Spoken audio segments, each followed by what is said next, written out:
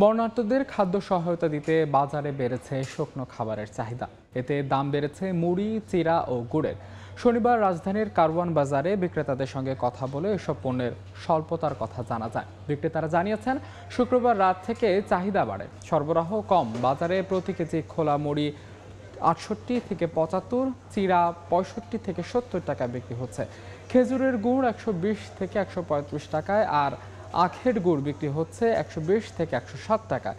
এদিকে সবজির বাজারে পটল, ঢেঁড়স, করলা সহ কয়েকটি পণ্যের দাম বেড়েছে ৫ থেকে ১০ টাকা পর্যন্ত।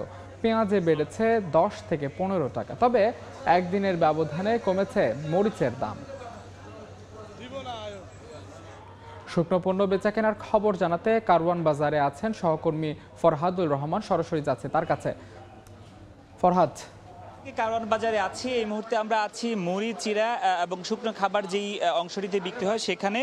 আমরা সকাল থেকে এসে দেখতে পাচ্ছি যে এখানে প্রচুর পরিমাণ ক্রেতা কিন্তু ভিড় করছেন এই শুকনো খাবার, যেগুলো আসলে মূলত বন্যার্ত যারা আছেন তাদের কাছে পৌঁছানোর জন্য ঢাকা থেকে বিভিন্ন ধরনের স্বেচ্ছাসেবী সংগঠনের মানুষজন, শিক্ষার্থীরা এবং সাধারণ পেশাজীবী মানুষজনও কিন্তু এসেছেন এই ধরনের শুকনো খাবারগুলো তাদের কাছে পৌঁছানোর জন্য। কিন্তু এখানে এসে যেটি আসলে আমরা দেখতে পাচ্ছি, কোনো ধরনের মালামালি আমরা এখানে তেমন বেচা কিনা দেখতে পাচ্ছি না। বিশেষ করে মুড়ি, চিড়া, গুড় এই ধরনের শুকনো খাবার একেবারেই বাজার শূন্য আমরা যেটি দেখতে পাচ্ছি। এবং যেগুলো এখন দেখা যাচ্ছে এগুলো সবগুলোই আসলে বিক্রি হয়ে গেছে। অর্থাৎ যারা আসলে এগুলো বন্যার্তদের সহযোগিতার জন্য কিনেছেন তারা প্যাকেট করে রেখেছেন এবং সেগুলো নিয়ে যাবেন, এবং বিক্রেতারা এখন সেগুলো ডেলিভারি দিচ্ছেন। এবং তারা যেটি বলছেন, আজকে সকাল থেকে তারা তেমন কোনো পণ্যই বিক্রি করতে পারছেন না, কারণ তাদের কাছে সেই পরিমাণ পণ্য নেই যেগুলো আসলে বিক্রি করার মতন।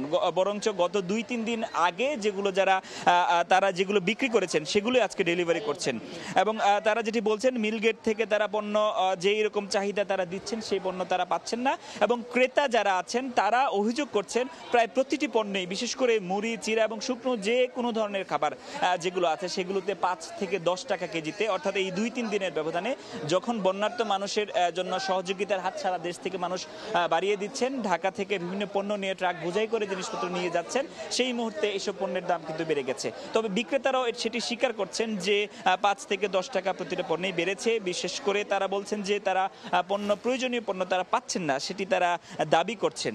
তবে বিক্রেতাদের এই দাবির বিপরীতে ক্রেতারা যেটি বলছেন যে বিভিন্ন ধরনের পণ্য, বিশেষ করে বন্যার্তদের সহযোগিতায় যে সকল পণ্য আসলে এখানে ঢাকা থেকে তারা কিনতে যাচ্ছেন, প্রায় প্রতিটি পণ্যে, বিশেষ করে যারা খাবার কিনতে যাচ্ছেন কিংবা পানি কিনতে যাচ্ছেন, ডাল, চাল, পোলার চাল, খিচুড়ি রান্নার জন্য যেসব জিনিসপত্র ব্যবহৃত হয়, তেল, সেসব পণ্যেও বেশি দামের তারা অভিযোগ করছেন। তবে ভোক্তারা এবং ক্রেতারা যেটি বলছেন যে এই ধরনের হুজুগে অর্থাৎ সুযোগ পেয়ে যেসব বিক্রেতা অসাধুভাবে জিনিসপত্রের দাম বাড়িয়ে দিচ্ছেন তারা একেবারে সঠিক কাজটি করছেন না। এই ধরনের সংকটময় মুহূর্তে বিক্রেতাদের আরও সহনশীল হওয়া উচিত বলে তারা মনে করছেন। তো কারওয়ান বাজার থেকে বাজারের সবশেষ পরিস্থিতির খবর এই ছিল আমার কাছে। শুকনো পণ্যের বাজারে সবশেষ খবর জানাতে সরাসরি যুক্ত ছিলাম কারওয়ান বাজারে।